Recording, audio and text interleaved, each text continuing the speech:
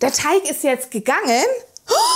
Oh Gott, wo ist er denn hingegangen? Jetzt haben wir ja erst letztens so leckere Zwetschgenknödel gehabt. Und jetzt habe ich schon meiner Nachbarin nur mal welche gekriegt, weil die hat so viele gehabt an ihrem Baum.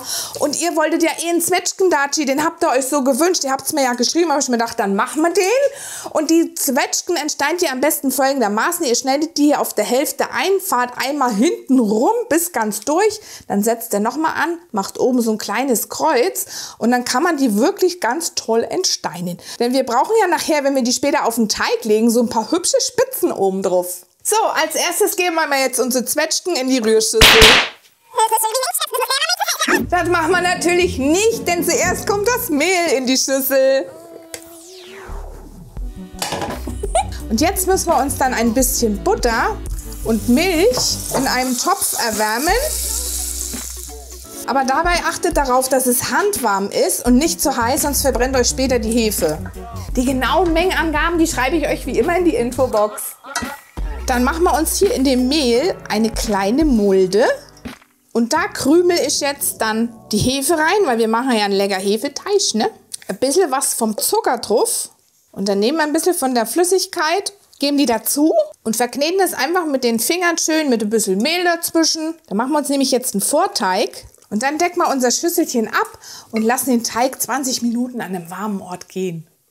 Der Teig ist jetzt aufgepluppt, schaut mal, fertig. Und jetzt kommt dann noch das Ei rein und ein bisschen Vanillezucker, eine Prise Salz, noch ein bisschen mehr Zucker und der Rest von unserem Milch-Butter-Gemisch. Und dann geht schon los. Rühren!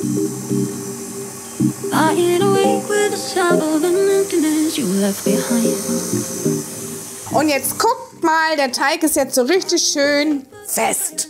Und da muss man jetzt ein bisschen befreien von dem Haken. Also ich mache es ja immer mit Hefeteig schon gern lieber mit einer Maschine. Aber wenn ihr natürlich jetzt ganz, ganz kräftig seid, könnt ihr das auch mit der Hand kneten. Ich habe es ja früher auch immer gemacht, Hefestollen und so alles mit der Hand. Aber dann kriegst du Muckis, ne? Der Teig passt jetzt so, das schön vom Rand sich gelöst hat alles. Dann kann man ihn jetzt auch abdecken. Und dann lässt man auch noch mal so eine halbe Stunde an einen warmen Ort gehen. Der Teig ist jetzt gegangen. Oh Gott, wo ist er denn hingegangen? Ach Mensch, also sowas, da hilft nur Zauberei. Expecto Teiconum. Ja, da ist er ja schon wieder. Tada, Zauberei. Also das habt ihr bestimmt auch noch nicht gesehen. Aber auf jeden Fall, guckt mal, wie schön der aufgegangen ist. Doppelte Menge. Und den hauen wir jetzt aufs Blech. Das habe ich mir schon mal vorbereitet. Und zwar habe ich da unten drunter und oben so ein bisschen Butter drauf, dass unten das schön dran pappt, unser Papier, unser Backpapier. Und oben der Teig sich später schön löst. Den Teig verteile dann einfach so mit den Fingern schön bis zum Rand. Gleichmäßig. Und dann kann man schon beginnen zu belegen. Den Ofen heizen wir jetzt schon mal vor auf 180 Grad Ober- und Unterhitze.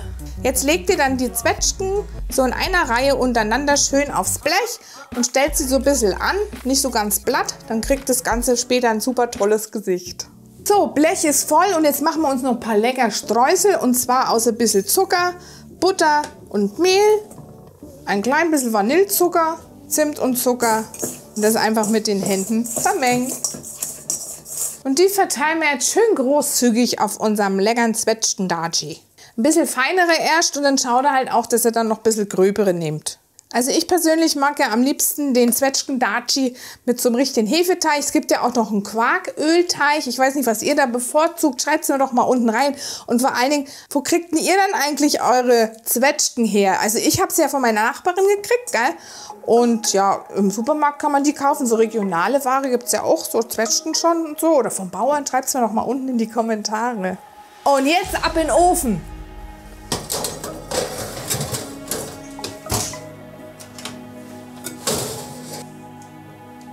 Mensch, das schaut doch echt super aus, oder? Und jetzt noch ein bisschen Zimt und Zucker nach Geschmack und dann können wir schon anschneiden.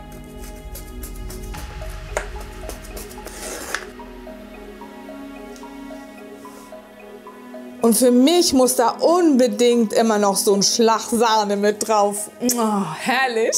Was für ein leckerer Zwetschgendatschi, Leute. Und den lassen wir uns jetzt so richtig schmecken mit so einem Käffchen dazu. Und hier sind auch noch ein paar tolle Videos für euch, in denen sehen wir uns gleich wieder. Bis dann. Ciao.